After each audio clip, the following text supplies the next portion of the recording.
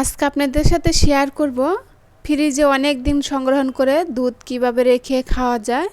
তাই সবাই সাথে থাকুন এবং দেখতে থাকুন। হ্যালো ব্রিয়ান, আসসালামু আলাইকুম। আবারও চলে আসলাম আপনাদের মাঝে নতুন দিনে নতুন আরেকটা লাইফ স্টাইলের ডেইলি ব্লগ নিয়ে। আমি নীলা বলছি গাজীপুর থেকে। ছোটো ছোটো অংশ নিয়ে ভিডিওটা সাজাইছি। আশা করি আজকের ভিডিওটা আপনাদের ভালো লাগবে। যে যেখান থেকে বসে আমার ভিডিও দেখতেছেন, আল্লাহর অশেষ রহমতে আশা করি সবাই সুস্থ আছেন, ভালো আছেন। আলহামদুলিল্লাহ, আমরাও বেশ ভালো আছি। তো রাতে খাওয়া দাওয়া শেষে প্লেট বাসনগুলো রেখে দিয়েছিলাম, সেগুলো আর ধোয়া হয় নাই, কারণ আমার যে বিজনেসের কাজগুলো করা হয় না, ওই হাতগুলা মানে অনেক কেটে কেটে যায়। যে কাজগুলো আমি করি হাত দিয়ে, হাতটা অনেক কেটে কেটে যায়। হাতের জন্য একটা মোজা কিনতে হবে। তাই রাতটা আর পারছিলাম না পানি লাগাইতে হাতে, তাই এই কারণে রেখেই দিয়েছিলাম। তো সেগুলো ঘুমে থেকে উঠে আগে কিনলি করে নিলাম। তারপরে চলে যাব কিচিংয়ে, মানে সকালের জামা যে রুটিনটা। তো এখানে আজকে মানে গতকালকে আপনারা যারা ভিডিওটা দেখেছেন তারা তো দেখছেনই, রাতের বেলা খিচুড়ি রান্না করছিলাম। আর দুপুরের যে ভাতটা ছিল, মানে দুপুরে না সকালে সোহানে বাবার জন্য যে ভাতটা রান্না করছিলাম, সেই ভাতটা রয়ে গিয়েছিল। তাই ওইগুলো আমি একটু তেলে ভেজে দিচ্ছি, মানে এখানে ফ্রাই করে দিচ্ছি। এটা আজকে সোহানে বাবার দুপুর লাঞ্চ হিসেবে দিয়ে দিব। খেতে ভালোই মজা হয়েছিল। তা আজকে তেমন কোনো সবজি ছিল না ঘরে, তাই এই কারণে ভাবছি শুধু ডিম দিয়ে এমনি ফ্রাই করে দিয়েছি। তারপর অনেকটা মজা হয়েছিল। ডিম দিয়ে ফ্রাই করলে তো সোহান বাবা মানে সোহান খাবে না, তো ওর জন্য অন্য কিছু একটা তৈরি করে দিব। তো আমার কিন্তু তেলে ভাজা হয়ে গিয়েছে এখন, মানে অলরেডি অনেকটাই সুন্দর হয়েছে। আর অনেকক্ষণ সময় নিয়ে ভেজেছি। আর এটা মানে টিফিন বক্সে ভরে দিয়ে দিব। কারণ হয় কি, টিফিন বক্সে না মানে ওই খাবারটা গরমই থাকে, ঠান্ডা থাকে না। হটপটে দিয়ে দিই, এই খাবারটা অনেক সময় পর্যন্ত গরম থাকে। তাই কারণ ভাবলাম যে এটা দিয়ে দেই। আর বলে দিয়েছি যে এখন এটা দিয়ে দিচ্ছি, আর যদি এমনি খেতে ভালো না লাগে ওখানে রেস্টুরেন্ট আছে, ওখান থেকে একটু ভর্তা ভর্তি কিনে নিয়ে তারপরে খেয়ে নিও। কারণ সাধারণ ফ্যামিলিতে মানে সব কিছু মানিয়েই কিন্তু চলতে হয়। আর সুহানে বাবা কিন্তু আগে কিন্তু একদিনে খাবার আরেকদিন খায় নাই। তারপরে রেহেনাপুর ভিডিওগুলো দেখে কিন্তু আমি তাকে বলছি, দেখো নিজেরা যদি একটু কষ্ট করে কোনো কিছু করি, তাই কিন্তু ওইটাই খুব ভালো হবে। তো পরে কিন্তু এখন আস্তে আস্তে খাচ্ছে। আগে কিন্তু একদমই খায় নাই, আগে মানে খাবার নিয়ে অনেক বায়না করছে। আর এই যে এখানে আজকে মানে মেহমান আসবে সকাল সকালে, তাই রান্নাটা বসিয়ে দিয়েছি। এখানে আমি গরু মাংস মাখিয়ে রান্না করবো, এবং মাখিয়ে রান্না করলে না আমার কাছে ভীষণ ভালো লাগে। আর পরিবারের সবাই পছন্দ করে, মানে সোহান তো খাবে না, সোহানের বাবা শান ওরা মাসালা অনেক পছন্দ করে। তারপর তো আজকে মেহমান আসতেছে, তা মেহমান মানে এসে চলে যাবে। তারপর বলছি যে মানে তারপর এক রাত রেখে দিয়েছিলাম, মানে আমাদের বাড়ি থেকে মানুষ আসলে না সকালে এসে কিন্তু পরে বিকালে চলে যাওয়া যায়। তা গোশটা তো সবাই রান্না করে, সবাই জানে কী কী লাগে। তো সে সব কিছু দিয়ে মেখে রেখে দিলাম। রান্না করতে আসছি দেখি লবণ নাই, তা লবণটা আমি একটু ভরে নিচ্ছি। আর এই পর্যায়ে আমার ভালোবাসা মানুষদেরকে একটা কথা মনে করে দিচ্ছি, যারা আমার ভিডিও শুরুতে এই পর্যন্ত আসেন একটা লাইক দিতে ভুলে গেছেন, প্লিজ দয়া করে একটা লাইক দিয়ে দিবেন। আপনাদের ছোট্ট একটা লাইক আমাকে পারবে সামনের দিকে এগিয়ে নেওয়ার জন্য, আর বেশ কিছু মানুষের সাথে পরিচয় করে দেওয়ার জন্য, আর পরবর্তী আমাকে আরেকটা ভিডিও বানানোর জন্য উৎসাহ করে তুলতে। তো সোহান তো গরু মাংস খাবে না, তার জন্য পাঙ্গাস মাছ ভুনা করব। কারণ এত কিছু মানে আজকে করতে চাচ্ছি না। সোহান তো পাঙ্গাস মাছটা অনেক পছন্দ করে। তার এই যে গরু মাংসটা যে মেখে রেখে দিয়েছিলাম, আর এই যে মানে যখন ওখান তো সব কিছু দিয়ে বসিয়ে দিছি, এখানে সামান্য একটু পেঁয়াজটা বেরেস্টার করে নিয়ে তারপরে এইভাবে রান্না করলে না আমার কাছে ভীষণ ভালো লাগে, খেতে অনেক টেস্টি হয়। পরে পরতে আর কোনো বেরেস্তা দিতে হয় না। তো আমি গরু মাংসটা বসিয়ে দিলাম, লাইরে সাইরে মশলার সাথে মানে কষিয়ে নিব। আর আস্তা গরম মশলাটা তেলে বেটে দিলে না সুন্দর একটা ফ্লেভার আসে, আমার কাছে ভীষণ ভালো লাগে ওই ফ্লেভারটা।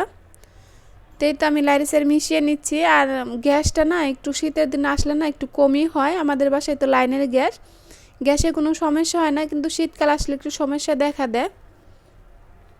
আর দুপুর তো কখনো রান্না করি না, দুপুর রান্না করতে আসলে বোঝা যায়। আজকে যে রান্না করতেছি গ্যাসটা অনেকটাই কম। এই যে মাছ বোনাটা আমার হয়ে গেছে, ধনে পাতা দিয়ে নামিয়ে নিব। তো ধনে পাতাটা দিয়ে দিলাম। আজকে পুরোপুরি কোনো রান্না মানে দেখাচ্ছি না, আর কোনো কাজকর্ম দেখাচ্ছি না, শুধু রান্না করেই মানে এক হাতে কোটা বাছা করে রান্না করতে কিন্তু অনেকটা সময় লেগে যায়। তো এই যে আমি মাছের তরকারিটা নামিয়ে নিয়েছি, মানে পাঙ্গাস মাছ ভুনাটা নামিয়ে নিয়েছি। আর গরু গোশটা তো অনেক সময় নিয়ে কষাতে হবে। সোহানের বাবা তো মানে শক্ত গোশ খেতেই পারে না, একদম নরম মাছের মতো বেছে বেছে ওইভাবে খায় নরম করে। তো এখানে ছোটো মাছ রান্না করতেছি। ছোটো মাছ মানে আমার ভাইয়ের শ্বশুর আসবে, অনেক পছন্দ করে। তো এখানে ছোটো মাছটা বসিয়ে দিয়েছি। তার তো ভর্তা বাড়তি বেশি পছন্দ, তাই ভর্তা বাড়তি তো করার সময় নেই, অনেকটাই সময় লাগে। ভর্তা করতে গেলে কিন্তু অনেকটাই সময় লেগে যায়, তো সেটা আর করবো না। তো একটু ছোটো মাছই রান্না করে নিলাম। তো এখানে আমি ছোটো ডাটা দিয়ে আলু দিয়ে, নতুন আলু টমেটো দিয়ে এই ছোটো মাছটা রান্না করেছি। তা রান্নাটা আমার হয়ে গেছে, ধনেপাতা দিয়ে আমি এটা নামিয়ে নিয়েছি। আর এখানে ডিমের কুরমা করেছি। তাই আমার এটা হয়ে গেছে, আমি নামিয়ে নিয়েছি। আসলে এক হাতে না সব কিছু সামলায় করতে গেলে না অনেকটাই সময় লেগে যায়। তাই আমি ডিমের কুরমাটা টেবিলে ঢেকে রেখে দিলাম। তারপরে কিন্তু এখানে আমি পোলাওটা বসিয়ে দিব, সাদা পোলাও। তাই মানে এই পোলাওটা একটু মটরশুঁটি গাজর দিয়ে বসাবো। আমার কাছে এইভাবে কালারটা দেখতে না ভীষণ ভালো লাগে। তা মটরশুঁটিটা, গতবারের মটরশুঁটি আমি ডিপ ফ্রিজে ফ্রোজেন করে রেখে দিয়েছিলাম, সেখান থেকে কিছু মটরশুঁটি বের করে নিয়ে এসেছি। আর এখানে একটু গাজর কেটে দিয়েছি কুচি কুচি করে, মানে পোলাওর কালারটা না খুব সুন্দর আসছিল। আপনাদের তো রান্না করার পরে আর দেখানো হয় নাই, কারণ ব্যস্ততার মাঝে অনেকটাই সময় পার হয়ে গিয়েছে রান্না করতে করতে। তো যখন চালটা আমি ভেজে নিয়েছিলাম তখনই একটু আপনাদের সাথে শেয়ার করছি। আর এখানে একটু গুঁড়া দুধ দিয়ে দিলাম। এখানে কিন্তু আমি আদা রসুন পেস্টও দিয়েছি, আপনাদের সাথে শেয়ার করা হয় না। আর এইভাবে গুঁড়া দুধটা দিলে না পোলার টেস্টটা কিন্তু দ্বিগুণ বেড়ে যায়। যারা রান্না না করছেন এইভাবে রান্না করে খেয়ে দেখবেন। কোনো মানে আমি কিন্তু রেসিপি শেয়ার করছি না, আমার অনেক আপুরা আছেন অনেক সুন্দর সুন্দর করে রান্না করেন, অনেক সুন্দর রেসিপি শেয়ার করেন, দেখে কিন্তু বেশ ভালোই লাগে। আমি যেভাবে রান্না করি সেটা আপনাদের মাঝে একটু তুলে ধরার চেষ্টা করছি। তা গরু মাংসের ভিতরে আমি নতুন কিছু আলু দিয়ে দিয়েছি। আলুটা না দিলে তো মানে গোশটা খেতে ভালোই লাগবে না। আর এই যে মেহমানরা কিন্তু অলরেডি চলেই আসছে। তো এখানে দুধ নিয়ে আসছে। আমি না দুধটা অনেক দিন কীভাবে রাখি সেটা আপনাদের মাঝে শেয়ার করার চেষ্টা করতেছি। এভাবে যদি দুধ রাখি না, দুধে তেল উঠবে না, খেতে ভালো লাগবে। আর অনেকে আছে দুধটা কী করে সরাসরি ফ্রিজে রেখে দেয়, ওই দুধটা না অনেক তেল উঠে যায়, খেতে কিন্তু ভালো লাগে না। তা আমি চেষ্টা করি আপনাদের মাঝে কোনো কিছু শেয়ার করার জন্য, যেমন আমি যেটা উপকার পাই সেটা আপনাদের মাঝে শেয়ার করি। তো এখানে 11 লিটার দুধ আনছে। তাই মানে দুধের এখন শীতকাল তো দুধের অনেক দাম আমাদের এলাকায়, কিন্তু গরমের দিনে দুধের একটা দাম হয় না। আর আমি ঢাকা শহরের দুধ তো খেতেই পারি না, কারণ ওই দুধটা জাল দিলে না নীল হয়ে যায়। আমরা অনেকে আছি ঢাকা শহরে দুধ খেতে পারি না, গ্রামের বাড়ি থেকে দুধ নিয়ে আসি, কিন্তু বেশি দিন ফ্রিজে রাখলে তেল ছেড়ে দেয়, ওই দুধ খেতে ভালো লাগে না। তা আমার মতো এইভাবে করে দুধ রাখবেন, সারা বছর দুধ খাবেন, দেখবেন দুধে কোনো তেল উঠবে না। দুধটা হালকা একটা বলক দিয়ে মানে চুলায় দিয়ে একটা কি দুইটা বলক দিয়ে নামিয়ে ফেলবেন। আর এখানে বেশি পানি দিতে হবে না, পরে প্রতি জাল দেওয়ার সময় পানি দিবেন। এখানে সামান্য একটু করে পানি দেবেন যেন দুধটা চুলায় দেওয়ার পর ফেটে না যায়। আর সরাসরি পানি না দিয়ে দুধটা চুলায় বসিয়ে দিবেন, ওই দুধটা কিন্তু ফেটে যাওয়ার সম্ভাবনা আছে, কারণ আমার সাথে হয়েছে। আমি এর আগে 2বার করে সরাসরি দুধটা চুলায় বসিয়ে দেওয়ার পর দুধটা না ফেটে গিয়েছে। এই কারণে বললাম যে দুধটা যখনই জাল দিবেন, জাল দেওয়ার আগে একটু পানি দিয়ে নেবেন, তো ওই দুধটা নষ্ট হবে না। তো এটা আমাদের গ্রামের বাড়ি থেকে মিষ্টি নিয়ে আসছে। এই মিষ্টিগুলো আমার সোহানি অনেক পছন্দ করে। আমরা যেখানে থাকি ওখানকার মিষ্টি সোহানি খেতেই চায় না, পছন্দই করে না। তো এই মিষ্টিগুলো অনেক মজা। আর এই যে দুধটা আমি কিন্তু জাল দিয়ে নিচ্ছি, মেহমানদেরকে কিন্তু একপাশে খেতেও দিয়ে দিয়েছি, পাশে কিন্তু আমি এই কাজগুলো করে নিচ্ছি।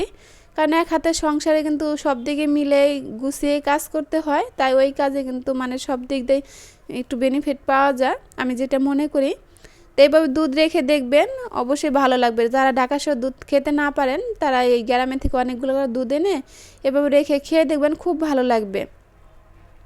আমি সবসময় তো আমার শ্বশুরবাড়ি থেকেও দুধ নিয়ে আসে, মানে আমার বড় ননাস আছে, সেও দুধ দেয়, সেও 10 কেজি 12 কেজি করে দুধ দেয়। আবার আমার বাবার বাড়ি থেকেও দুধ নিয়ে আসে, আনলেন না, দেখছেন দুধটা কত সুন্দর ঘন, মানে আমি যেটা দিয়ে লাড়ছি দুধটা কিন্তু ওটার সাথে একবারই হয়ে গেছে। দুধটা অনেক ভালো ছিল।